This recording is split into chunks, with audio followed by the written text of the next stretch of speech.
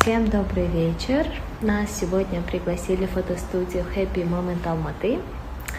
Мы провели фотосессию вот с вот этим человеком.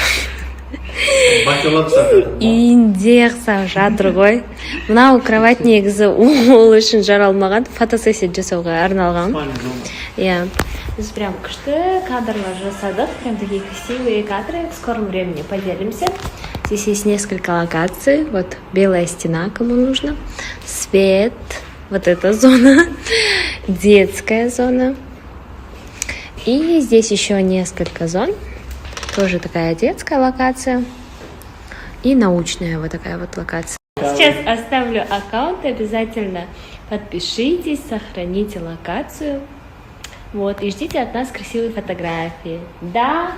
Да. Жатып алған қараш. Шашадым мен. Шашадың ба? Қайтайық жүр. Бөжай. Чат болды. Бөжай.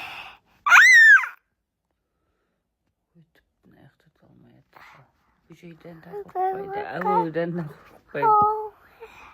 Тоқтыр дегенде бұл үшін танымайды. Бөжай.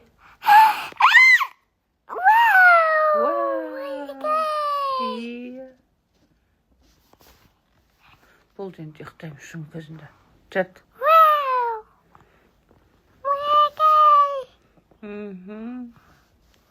Бөжай. Бөжайдың өзі уже не жат.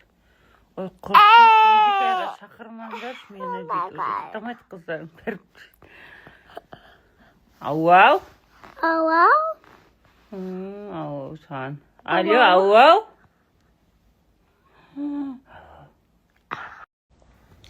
Ми. Ди. На. Ми. Ди. На. Эй. Доброе утро. Еще баняға барғанбыз. Вообще ұйқыған бады.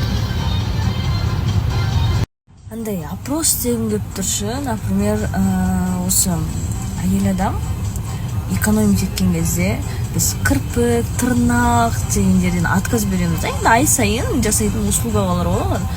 Ал ер адамдар неге экономдап темекі шегуден отказ бермейді? Бір күшті демалыс болса кейін деп қоям, бір бүйтіп андай бассейнде жатып демалатын. Иә?